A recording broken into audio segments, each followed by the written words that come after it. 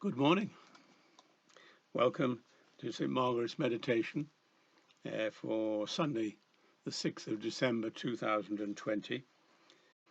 And for today's reading, I've selected from the lectionary the Isaiah reading, chapter 40, verses 1 to 11.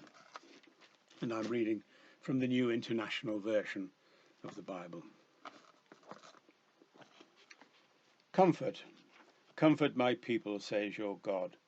Speak tenderly to Jerusalem, and proclaim to her that her hard service has been completed, that her sin has been paid for, that she has received from the Lord's hand double for all her sins. A voice of one calling in the desert, prepare the way for the Lord, make straight in the wilderness a highway for our God. Every valley shall be raised up, every mountain and hill made low. The rough ground shall become level, the rugged places a plain, and the glory of the Lord will be revealed, and all mankind together will see it, for the mouth of the Lord has spoken. A voice says, cry out. And I said, what shall I cry? All men are like grass, and all their glory is like the flowers of the field. The grass withers, and the flowers fall, because the breath of the Lord blows on them. Surely the people are grass. The grass withers and the flowers fall, but the word of our God stands forever. You who bring good tidings to Zion, go up on a high mountain. You who bring good tidings to Jerusalem, lift up your voice with a shout. Lift it up. Do not be afraid. Say to the towns of Judah, here is your God. See, the sovereign Lord comes with power, and his arm rules for him. See, his reward is with him, and his recompense accompanies him. He tends his flock like a shepherd. He gathers the lambs in his arms. He carries them close to his heart, and gently leads those that have young. And there ends the reading for today.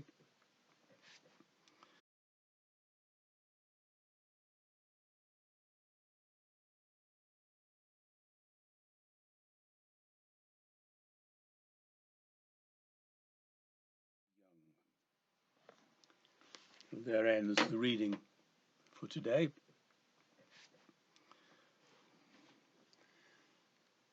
This is the start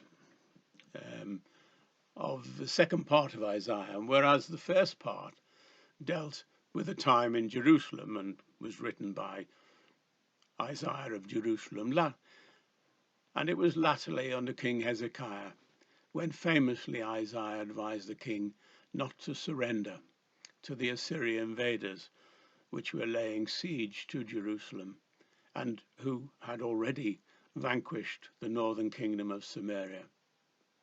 And it turned out to be good advice. Sennacherib inexplicably broke camp and returned to his capital in Nineveh, leaving Jerusalem unmolested. After that success, we do not hear of Isaiah of Jerusalem again. The 40th chapter, up to the 55th, is called the second Isaiah and is staged in Babylon under the exile of King Nebuchadnezzar, when Psalm 137 records, by the rivers of Babylon, there we sat down, yea, we wept when we remembered Zion. We hanged our harps on the willows in the midst thereof. It was a truly devastating experience, which lasted nearly half a century.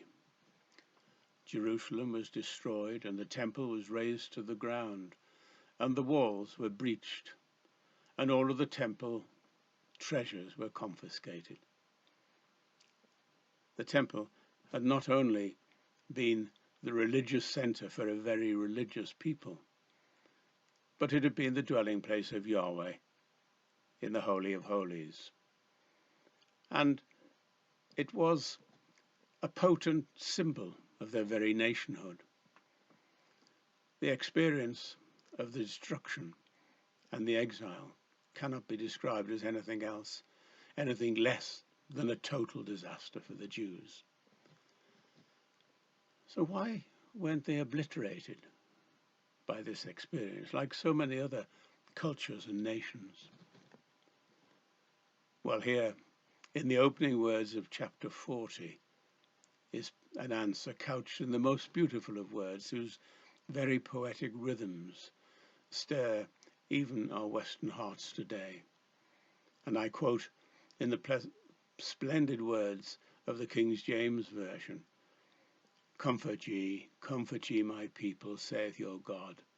Speak ye comfortably to Jerusalem, and cry unto her, that her warfare is accomplished, that her iniquity is pardoned, for she has received of the Lord's hand double for all her sins.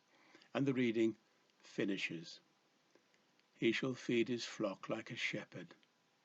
He shall gather the lambs with his arms, and carry them in his bosom, and shall gently lead those that are with young.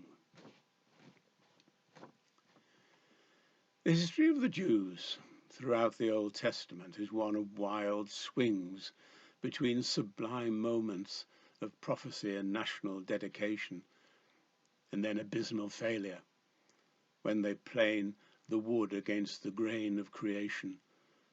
And it's when they do that that tragedy strikes, as we have noted many times previously.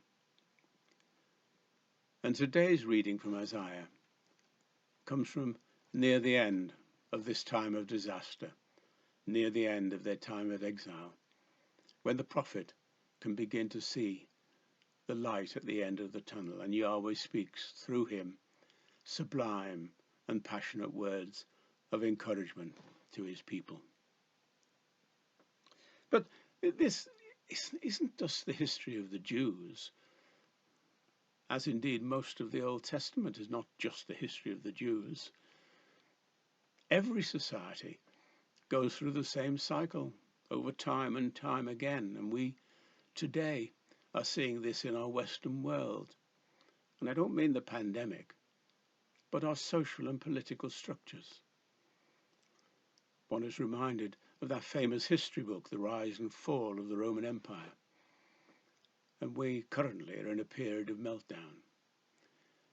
Maybe not quite so catastrophic on the surface as that of the Jewish exile, but unless it is halted, who knows where it will lead, with ecological, social, political, and religious, and even survival for the human race consequences.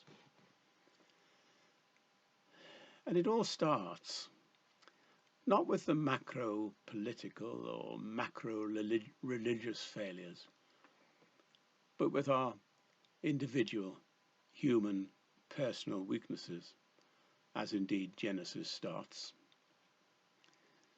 The famous psychologists of the 20th century, including Freud and Jung, tried to understand the unconscious part of the human psyche, and they did this against the background of that century of wars, that bursting forth of irrational hate and violence from our collective unconscious psyches. Jung describes the relationship of our conscious mind with the unconscious as being like a small ship floating on the surface of the ocean, on the depths of the sea, and being at the mercy of the depths. He noted that the unconscious was so much more powerful than the conscious mind, and that when it came to a conflict, a direct conflict between the two, it would always be the unconscious which would carry the day. It's a frightening thought. And Paul felt the same when he said, "The good that I would, I cannot, and the evil that I would not, I do." How can we possibly deal with this internal conflict in a constructive way? I noticed in last Friday's Church Times reports of the General Synod of the Anglican Church, which was held remotely, of course. And during it, a number of important issues were discussed. Among them was an early presentation by the Archbishop of York, the Most Reverend Stephen Cottrell, describing a new vision and strategy for the Church, one of a return to a Christ-centered Church, more focused on washing feet than people attending church. He described the way forward for the Church as being one of simplicity and humility and boldness. He expanded this to say that the Church should be of missionary disciples, of a mixed ecology, i.e. not predominantly white, and of a younger and more diverse membership. There was no debate about this. It is to be debated at the next synod in February.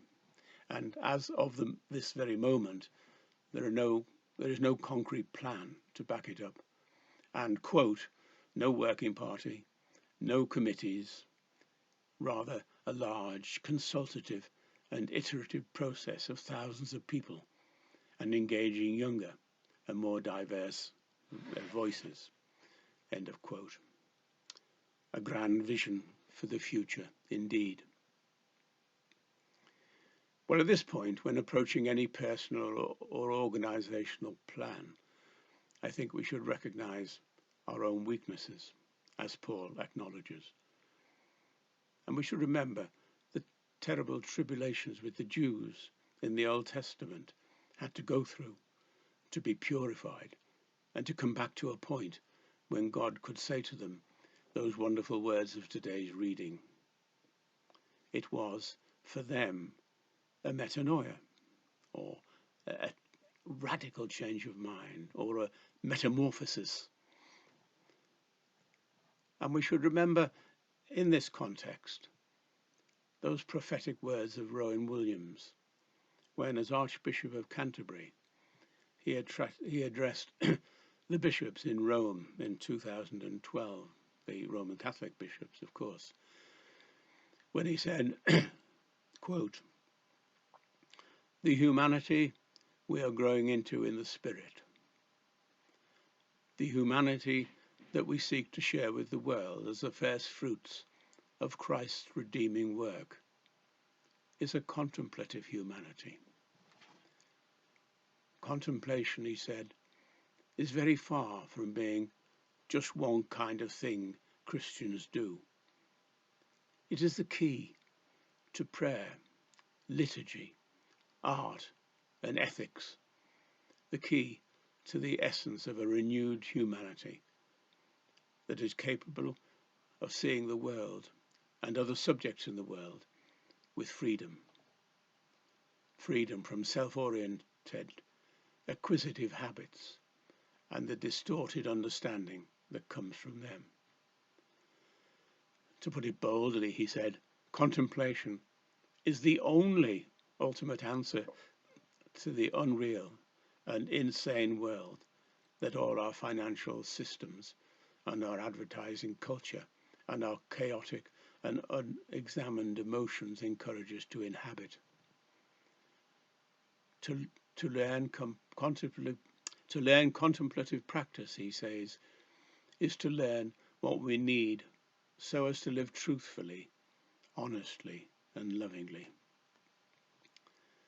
Thomas Merton, earlier in the 20th century, a monk, echoes this when he says, without a humanity shaped by contemplation, we will have nothing to give to others.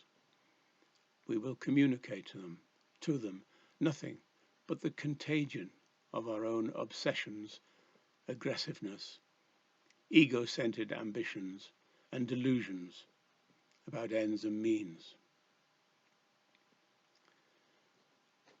This reflects the terrible rebirth that the Jews went through with the exile. This is the revolution to which Christ calls us. Remember Nicodemus. you need to be born again. This is the way to a Christ-centered church. This is the sine qua non, which needs to underlie the vision and strategies outlined by the Archbishop of York, and which we, in our contemplative group in Crick, are groping towards with childlike steps. This is a path which we hope that Graham Anderson will help us and encourage us to follow. This, and only this, will lead to us becoming truly a missional, diverse, humble, and might I say, relevant church, such as the Archbishop describes. And it is this which must energize and support the Archbishop's vision. Amen. The other reading in the lectionary for today is from the beginning of Mark's Gospel. And I will deal with that in the homily of the church service also held today. And so until next time, keep well and contemplate. Amen.